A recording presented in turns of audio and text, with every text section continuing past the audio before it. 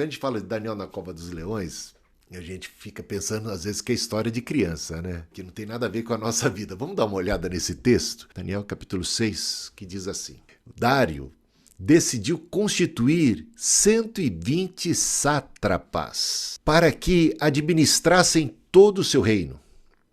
Sobre eles colocou 3 presidentes, dos quais Daniel era um.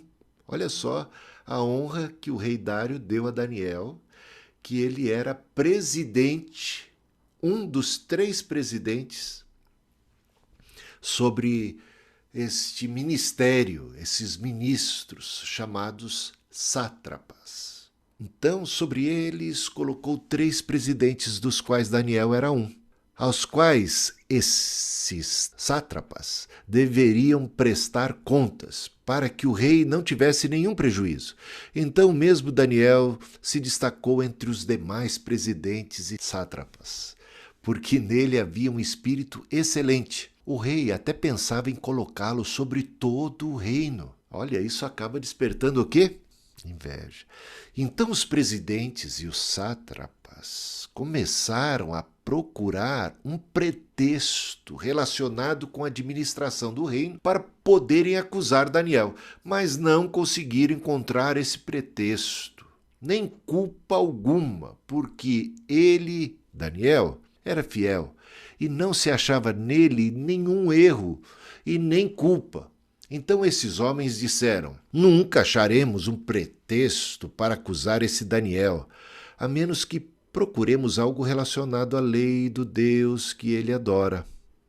Então esses presidentes e sátrapas foram juntos falar com o rei e disseram: que o rei Dário viva eternamente. Todos os presidentes do reino, os prefeitos e sátrapas, conselheiros e governadores concordaram em que o rei baixe um decreto e sancione um interdito, ordenando que todo aquele que nos próximos 30 dias fizer um pedido a qualquer Deus ou a qualquer homem, e não ao Senhor, ó Rei, seja jogado na cova dos leões. Portanto, ó Rei, sancione o interdito e assine o documento para que não seja mudado, segundo a lei dos medos e dos persas, que não pode ser revogada. E assim o rei Dário assinou o documento e o interdito.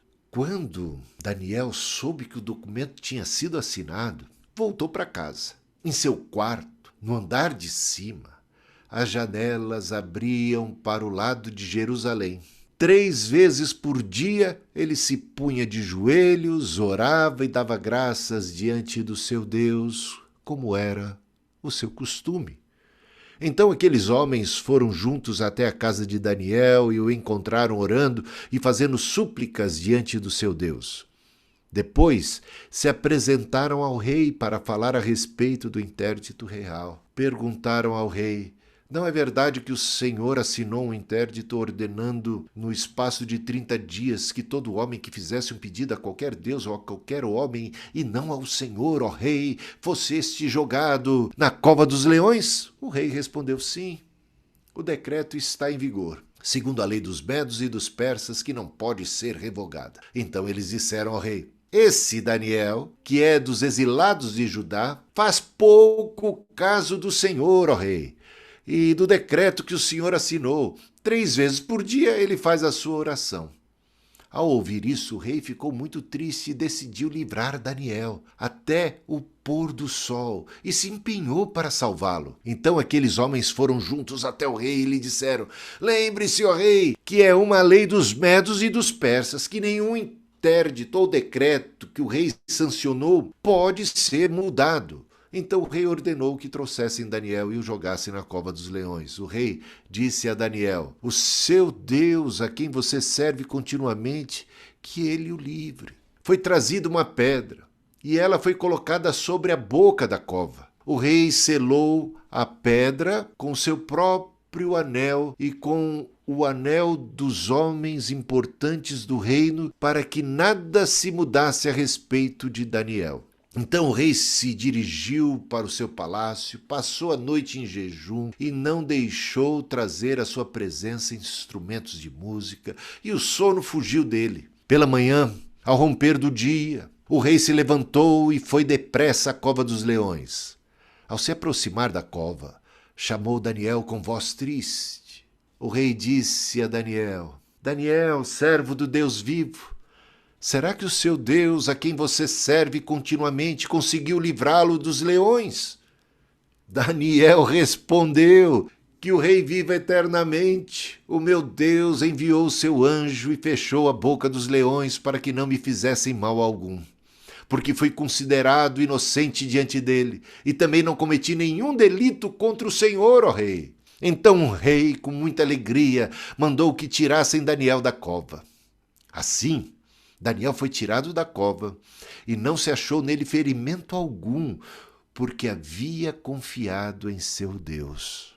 O rei deu uma ordem e foram trazidos aqueles homens que tinham acusado Daniel. Foram jogados na cova dos leões, eles, os seus filhos e as suas mulheres.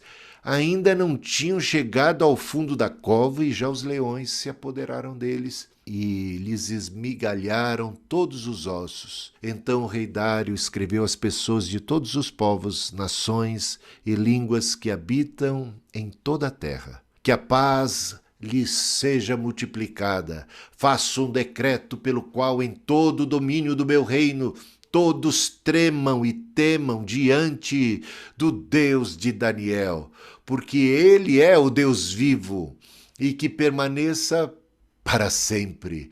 O seu reino não será destruído e o seu domínio não terá fim. Ele livra, salva e faz sinais e maravilhas no céu e na terra. Foi ele quem livrou Daniel do poder dos leões. Louvado seja Deus, hein? Que texto extraordinário.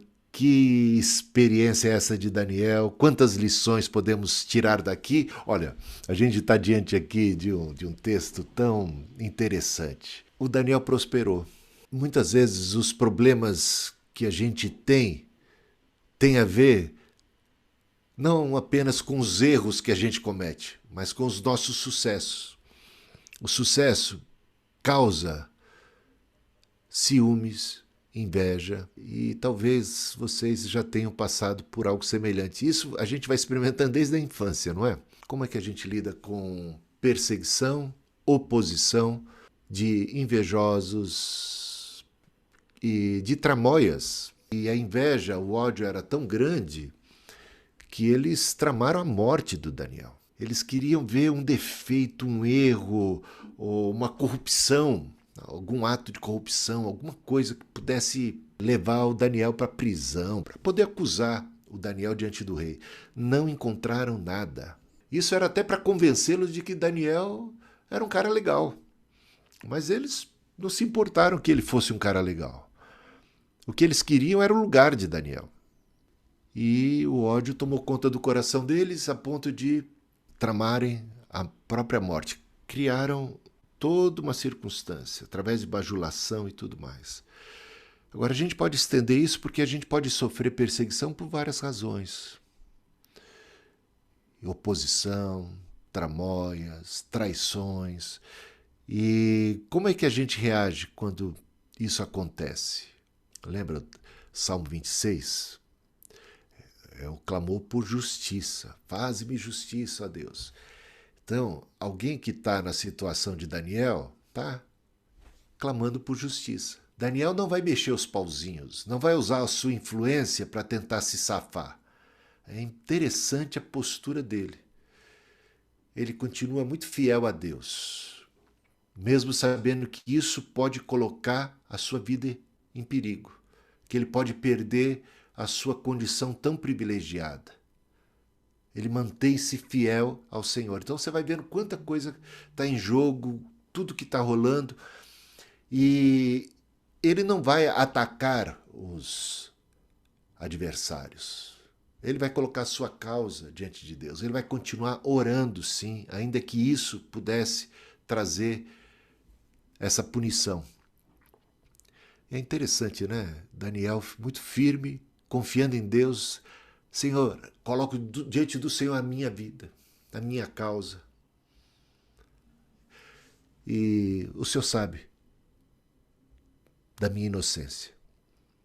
Então, seja o Senhor a defender a minha causa. Interessantíssimo essa atitude de quem confia em Deus. Enquanto os outros estão mexendo os pauzinhos e fazendo tudo para derrubar, esse a única coisa que faz é continuar fazendo o que é certo. E continuar orando e confiando no Senhor e esperando nele. E o resultado foi aquele. O feitiço voltou-se contra o feiticeiro e Deus protegeu aquele que anda com retidão na sua presença, que confia nele, que nele espera. E tudo aquilo que era para detonar com Daniel, para detonar com o Deus de Daniel e a influência de Daniel dentro do reino agora dos Medo-Persas, acabou contribuindo para que o rei convencido ficasse de que o único e verdadeiro Deus era o Deus de Daniel. E o decreto agora é para que todos adorem o único e verdadeiro Deus, que é o Deus de Daniel. Quero ouvir vocês a respeito disso, como é que é estar dentro da cova dos leões, muitas vezes. Aí a gente pode se ver dentro da pandemia, dentro da diversidade da vida, das tribulações da vida. E qual deve ser a nossa atitude de coração? Ainda que eu ande pelo vale da sombra da morte, não temerei, porque tu estás comigo. Cristo no barco, temporal acontecendo e Cristo está sereno. Os discípulos estão ali muito agitados, estão ainda no processo de aprendizado, de crescimento. Então, vejam aí as lições, né, que a gente pode tirar. Eu queria ouvir vocês. Bispo, eu vejo muito essa questão da inveja assim, muito no mundo corporativo, né? Várias vezes eu já me senti assim um peixe fora d'água, né? Eu fico chocada assim com as coisas que aconteciam, né? Por exemplo, por poder, assim, né? Às vezes quando uma pessoa é promovida, é bem-sucedida, logo começa assim algumas maledicências, né? Não enxergam porque a pessoa teve um mérito, porque ela merecia. Às vezes as pessoas querem buscar o porquê que ela foi promovida por um lado ruim, assim, né? Se é mulher é porque teve algum relacionamento com alguém, né? Então, no mundo corporativo eu vejo bastante coisa assim do lado da inveja por por por alguém que tenha conseguido alguma coisa melhor, sabe? E isso que você falou, né, de sempre tentar depreciar, né, sempre tentar colocar uma razão que não seja nobre para conseguiu isso, mas deve ter, né? Ou é por causa disso, ou é por causa daquilo, sempre tentando. Não pode ser, aquela pessoa não pode ser tão boa como parece. Eu vou revelar quem ela verdadeiramente é. E até se acha numa missão, né, de fazer a caveira dos outros Uhum. e de conspirar. É triste isso. A gente vê isso mesmo no ambiente de trabalho, muito comum. Vê dentro de casa, também muito comum dentro da família e nas amizades, em todos os campos. A gente vê, o primeiro assassinato aconteceu por quê? O Abel foi motivo, sei lá, o Abel não estava nem ciente do que é que estava causando, do que o seu irmão podia estar sentindo por ele. E o irmão estava conspirando e querendo matá-lo mesmo. O ódio foi tão grande que acabou terminando em assassinato. O primeiro crime de assassinato na Bíblia foi por esse motivo.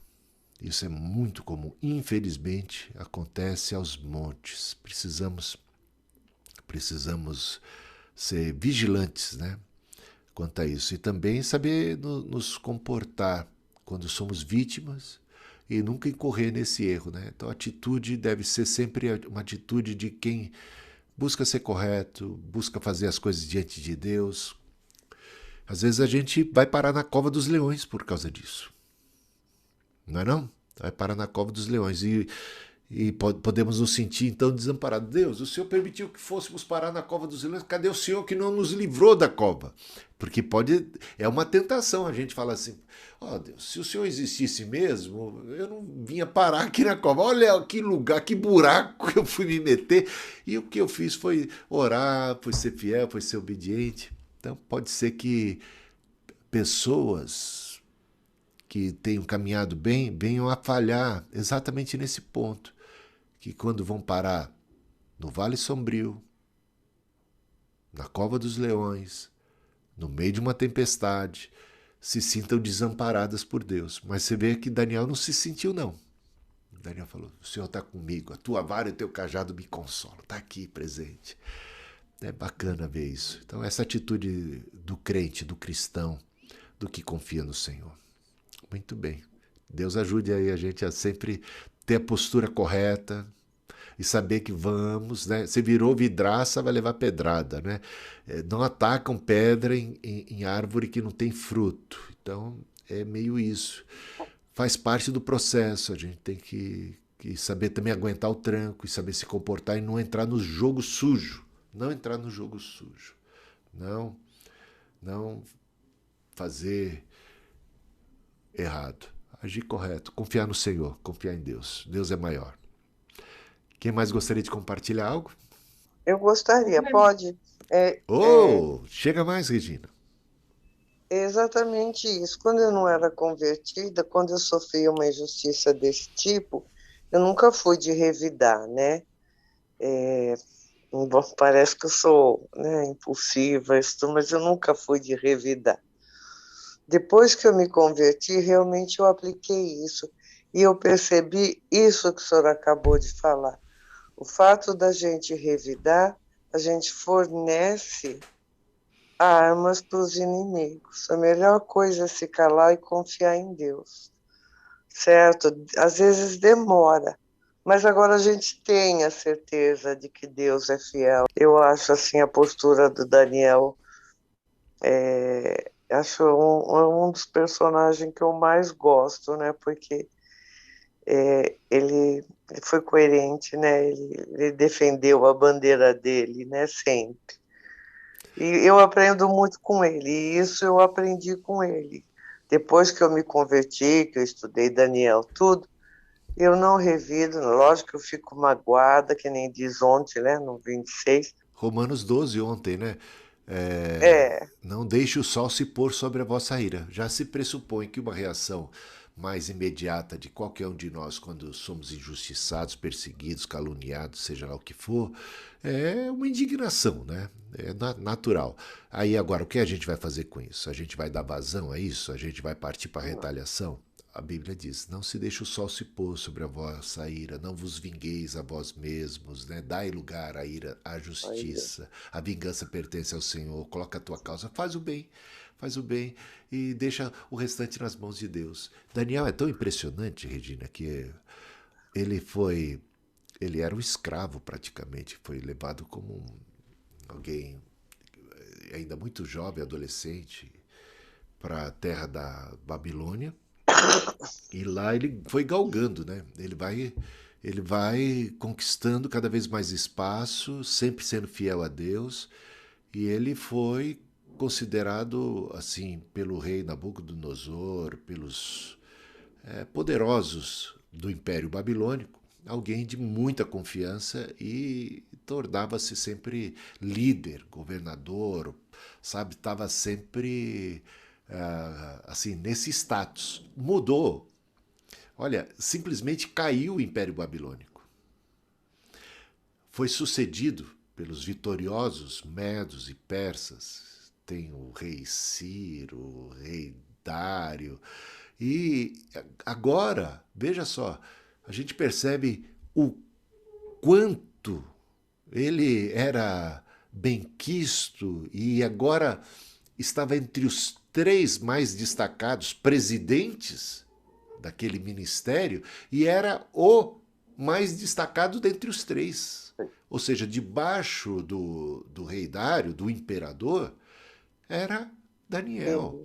E isso mostra como uma pessoa, exilado, né?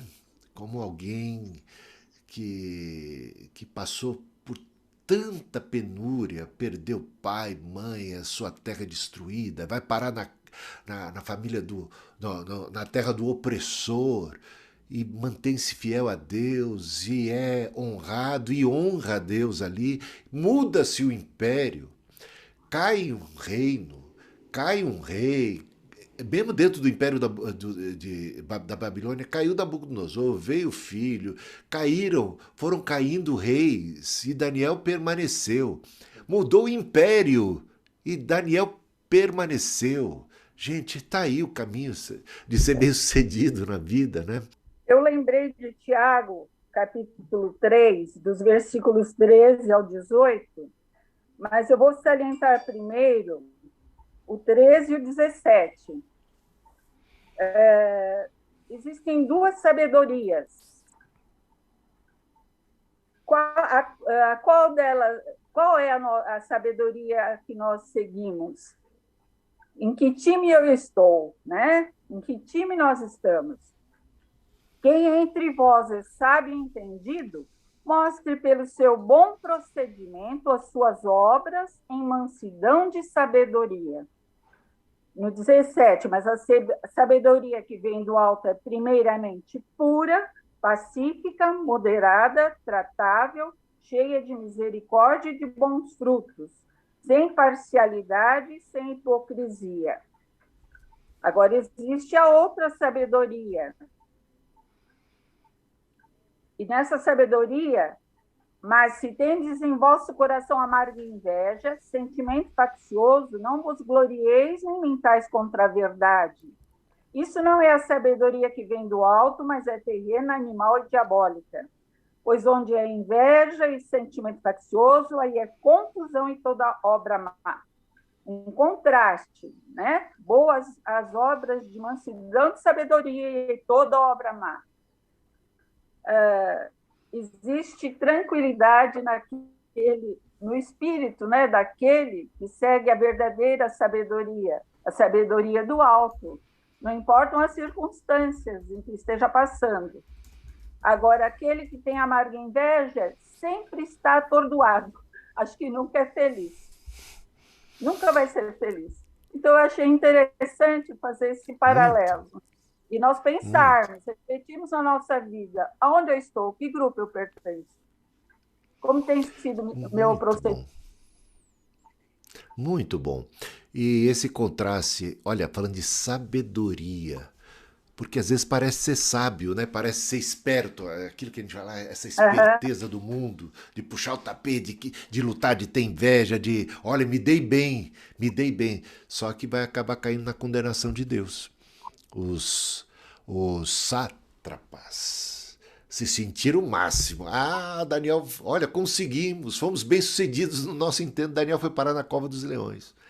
E não sabe que os dias de alegria deles são dias contados e quem vai acabar morrendo e perecendo são eles mesmos. O feitiço voltando-se contra o feiticeiro. É uma coisa séria. E como são preciosos os homens, as mulheres que têm o perfil de integridade de Daniel. E diríamos, no mundo corporativo, se você fosse presidente de uma empresa, você gostaria de encontrar pessoas íntegras, corretas, confiáveis, que não são fofoqueiros, que não são de intriga, que não são de ficar querendo, sabe, que são leais e que têm princípios. Isso é uma riqueza, que tem essa sabedoria e que tem essa postura, essa dignidade, que são pessoas confiáveis. Isso é uma coisa que às vezes as pessoas não atentam para o valor disso. Como isso é precioso nos dias de hoje, e eu não estou dizendo que seja precioso único e tão somente no contexto cristão, no mundo. Seja lá, a pessoa pode ser um ateu, pode ser de qualquer outra religião, se ele sabe que você é uma pessoa de palavra, que você é uma pessoa de dignidade, de honra, de princípios, de valores, que você constrói, que você soma, que você está ali para ajudar, que você...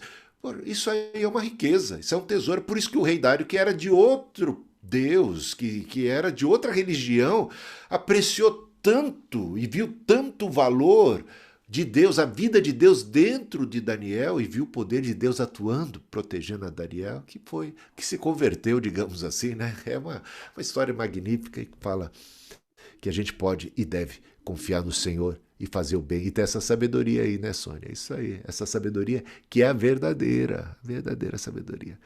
Muito bom, gente. Quem mais gostaria de compartilhar algo? Eu fiquei com uma dúvida. Na verdade, Sim. eu fiquei com dó da família dos invejosos. Por que que os filhos e as esposas tinham que morrer junto com eles? Aí você tem que perguntar pro rei Dário. Aí foi a decisão dele. Mas o que a gente sabe é o seguinte, né? Porque aí já. Eu não sei se isso tem a ver com Deus, tem a ver mais com a decisão do rei. O rei ficou tão invocado, falou assim: eu vou exterminar a tua família inteira. Agora, uma coisa que a gente tem que saber é o seguinte: que aquilo que o homem planta, ele acaba colhendo. E se a gente plantar coisas ruins, a gente vai colher coisas ruins não apenas para nós. Aqueles que estão debaixo ou que fazem parte da nossa casa vão sofrer as consequências. Né? Então isso é uma das coisas que a gente tem que pensar, que somos seres gregários, sociais, e temos família. Então, ainda mais uma sociedade patriarcal como aquela, a desgraça de uma pessoa, de um homem, era a desgraça da sua casa. Porque imagina, um homem, ele fosse condenado à morte, o que seria dos seus filhos? O que seria da sua esposa? Que era a total dependência daquela figura. Né? Então, de alguma maneira, a gente sabe que aquilo tinha um peso dentro daquele contexto. Mas se a gente traduzir para os dias de hoje, se a gente se entregar para coisa ruim, trouxer desgraça para nós, a consequência vai ser espalhada, né, para todos aqueles que estão debaixo da nossa influência maior, imediata, dependem de nós, muitas vezes financeiramente ou sei lá. Então eu acho que caminha também, a gente pode tirar uma lição aí do paralelo, né? Então a culpa mais é aí do rei Dário, era coisa do Império Medo-Persa que colocou, mas a gente sabe que isso tem uma lição que no geral trazemos desgraça para nós e para aqueles que estão debaixo da nossa influência maior. E infelizmente acontece. Quem mais gostaria de conversar, comentar? A Sônia falou bem, a Soninha.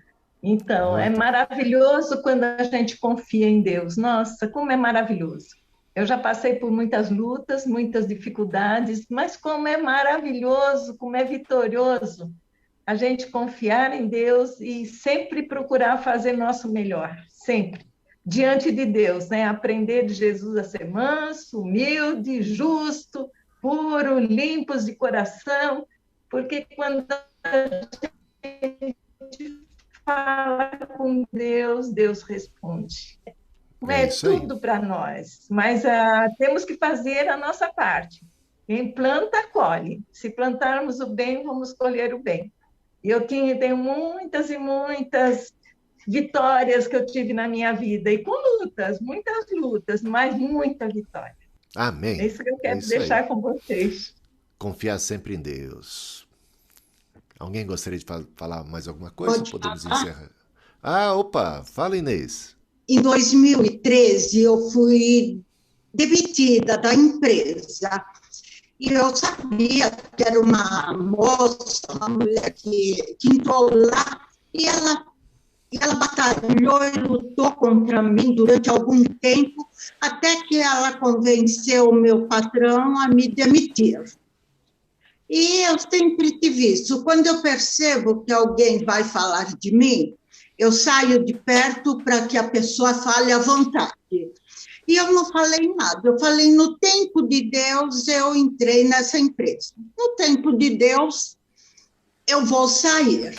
Então, ela aprontou, aí depois ela disse que depois que ela me tirou, ela achou que foi uma vitória e ela ia tirar o outro colega que trabalhava, que era o gerente da produção. E ela aprontou, eu sei que eu fui demitida, 1 mês e 10 dias depois eu fui chamada de volta, e ela continuou com com a maldade dela, sei lá, não dava para entender, mas eu ficava quieta. Ela ia falando e eu quieta, porque... E ela tanto fez que ela mesmo cavou a cova dela e foi embora. E eu continuo lá. O mês passado eu fiz 33 anos de empresa, né? Que impressionante. E eu não sei se era inveja que ela tinha, ou não sei, não dá para eu explicar. Eu só falava com Deus. No tempo de Deus eu entrei, no tempo de Deus eu vou sair. E isso aconteceu comigo. Não estou falando das covas dos leões, realmente eu fui parar lá nas covas dos leões, porque ela inventou tanta coisa, falou tanta coisa. Coisas que eu nunca na minha vida tinha imaginado em fazer. E ela plantou lá. Depois, ela plantou tanto que plantou a cova dela mesmo, foi demitida. Nunca mais tivemos notícia dela. Então, É isso aí. é confiar em Deus, Daniel. A história se repetiu com você, então, Inês. Que bênção. Comigo. Você manteve-se firme, fez o que foi uma funcionária exemplar. Não fiquei calada. Acabou. Mas você continuou fazendo o que era certo. E deixou a sua causa nas mãos de Deus e Deus te defendeu. É isso aí. Louvado seja Deus por isso. Por Bom isso, demais, eu agradeço muito a Deus. Muito mesmo. Bom demais, eu agradeço Um exemplo. muito a Deus. Porque Um exemplo. Louvado seja Deus. Isso serve de exemplo, né? Mas que esse mesmo Deus continua atuando hoje.